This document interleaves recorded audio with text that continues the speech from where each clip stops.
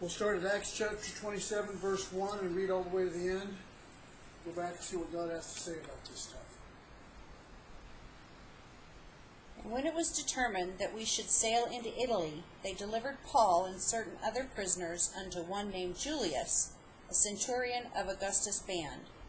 And entering into a ship of Adramyttium, we launched, meaning to sail by the coasts of Asia, one Aristarchus, a Macedonian of Thessalonica, being with us. And the next day we touched at Sidon.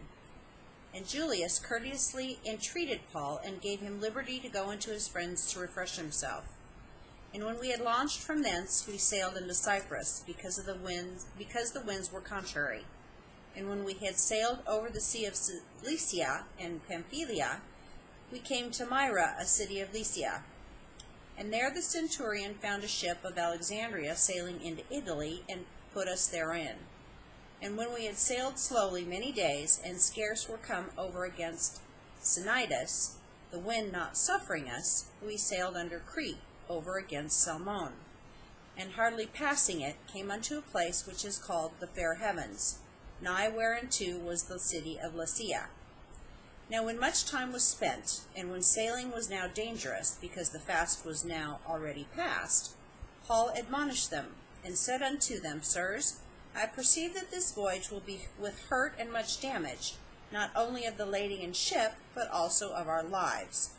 Nevertheless, the centurion believed the master and the owner of the ship more than those things which were spoken by Paul. And because the haven was not commodious to winter in, the more part advised to depart thence also, if by any means thou might attain to Phoenice, and there to winter, which is a haven of Crete, and lieth toward the southwest and northwest. And when the south wind blew softly, supposing that they had obtained their purpose, losing thence, they sailed close by Crete. But not long after there arose against it a tempestuous wind, called Euroclydon, and when the ship was caught, and could not bear up into the wind, we let her drive. And running under a certain island, which is called Clauda, we had much work to come by the boat, which when they had taken up, they used helps, undergirding the ship, and fearing lest they should fall into the quicksands, struck sail, and so were driven. And we being exceedingly tossed with the tempest, the next day they lightened the ship. And the third day we cast out with our own hands the tackling of the ship. And when neither sun nor stars in many days appeared, and no small tempest lay on us, all hope that we should be saved was then taken away. But after long abstinence, Paul stood forth in the midst of them and said, Sirs, you should have hearkened unto me, and not have loosed from Crete, and to have gained this harm and loss. And now I exhort you to be of good cheer, for there shall be no loss of any man's life among you, but of the ship. For there stood by me this night the angel of God, whose I am, and whom I serve, saying, Fear not, Paul, thou must be brought before Caesar, and lo, God hath given thee all them that sail with thee. Wherefore, sirs, be of good cheer, for I believe God that it shall be even as it was told me. Howbeit we must be cast upon a certain island.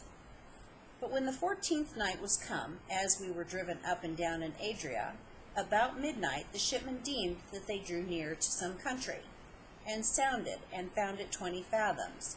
And when they had gone a little further, they sounded again, and found it 15 fathoms. Then, fearing lest we should have fallen upon rocks, they cast 4 anchors out of the stern, and wished for the day. And as the shipmen were about to flee out of the ship, when they had let down the boat into the sea, under color as though they would have cast anchors out of the foreship, Paul said to the centurion and to the soldiers, Except these abide in the ship, you cannot be saved. Then the soldiers cut off the ropes of the boat, and let her fall off. And while the day was coming on, Paul besought them all to take meat, saying, This day is the 14th day that you have tarried, and continued fasting, having taken nothing. Wherefore I pray you to take some meat, for this is for your health. For there shall not a hair fall from the head of any of you. And when he had thus spoken, he took bread, and gave thanks to God in presence of them all. And when he had broken it, he began to eat. Then were they all of good cheer, and they also took some meat. And we were in all in the ship 260 souls. And when they had eaten enough, they lightened the ship, and cast out the wheat into the sea. And when it was day, they knew not the land, but they discovered a certain creek with a shore, into the which they were minded, if it were possible, to thrust in the ship. And when they had taken up the anchors, they committed themselves unto the sea, and loosed the rudder bands, and hoisted up the mainsail to the wind, and made toward shore. And falling into a place where two seas met, they ran the ship aground, and the forepart stuck fast, and remained unmovable, but the hinder part was broken with the violence of the waves. And the soldiers' counsel was to kill the prisoners, lest any of them should swim out and escape.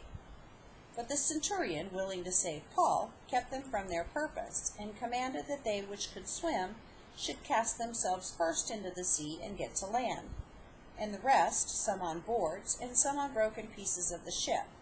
And so it came to pass that they escaped all safe to land.